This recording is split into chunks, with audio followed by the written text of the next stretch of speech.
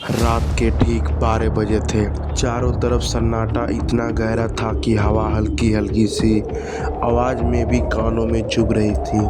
भारत के नक्शे में कहीं दर्ज न होने वाला एक छोटा सा गांव, धवलपुर। एक ऐसा गांव जिसकी सुबह कभी नहीं हुई। आज मैं आपको उसी गांव की आखिरी रात की कहानी सुनाने जा रहा हूँ। धवलपुर दिन में बिल्कुल आम सा गांव जैसा लगता था। पीपल के कच्चे पेड़, कच्चे घर, एक पुराना मंदिर और खेतों के बीच से जाती एक टूटी सड़क। लेकिन जैसे ही सूरज ढलता, गांव के लोग अपने दरवाजे बंद कर लेते थे। कोई बाहर नहीं निकलता, कोई सवाल जवाब नहीं करता और सबसे जरूरी नियम, उस रात खिड़की से बाहर नहीं देखना होता। इस नियम को तोड़ने वाला अगली सुबह कभी नहीं मिलता। इस गांव में एक मास्टर जी रहते थे, रघुवीर शर्मा। सरकारी नौकरी थी, बाहर से आए थे और अंधविश्वास पर बिल्कुल भरोसा नहीं करते थे। पहली ही रात उन्हें देखा, शाम होते ही पूरा गांव जैसे डर के मारे जम गया हो। लोग जल्दी जल्दी दरवाजे बंद कर रहे थे। मंदिर की घंटी अपने आप बजकर अचानक रुक गई। रघुवीर मास्टर जी ने एक बूढ़े आदमी से पूछा, इतना डर क्यों? बूढ़े ने कांपते आवाज में कहा, आज वो रात है, गांव की आखिरी रात। मास्टर जी हंस दिए। रात गहराई और रात के ठीक 12 बजने के बाद कुत्तों ने रोना शुरू किया।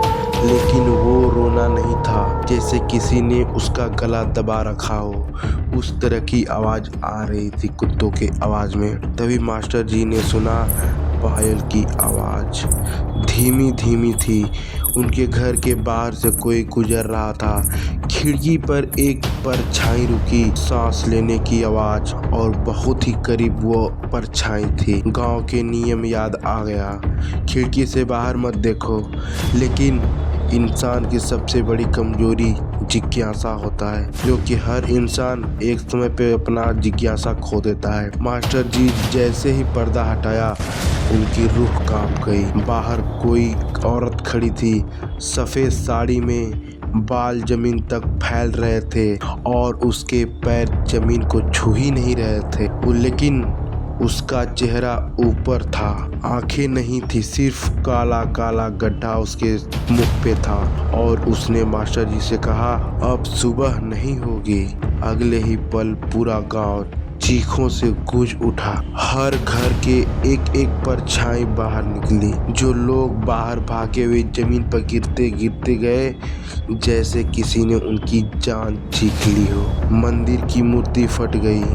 पीपल का पेड़ अपने आप माना जलने लगा और जमीन के नीचे से आवाज आई, धवलपुर का हिसाब पूरा हुआ। सुबह जब पास के शहर से लोग आए वहाँ गांव, लेकिन इंसान नहीं। घर खुले थे, खाना थालियों से सड़ा हुआ था और दीवारें पे एक ही लाइन खून से लिखी थी, जो आखिरी रात देख ले। वे कभी कहानी नहीं सुनाता, लेकिन सवाल ये है, अगर कोई कहानी सुन रहा है तो वो कौन है? और अगर आप ये कहानी रात में सुन रहे हैं तो खिड़की की तरफ बिल्कुल मत देखना। एक बार मत देखिएगा, क्योंकि धवलपुर की आखिरी रात आज भी कभी कभी लौट आती है। आप लोगों को वीडियो अच्छा लगा तो लाइक एंड सब्सक्राइब जरूर करें, ऐसे वीडियो देखने के लिए हमारे चैनल पे।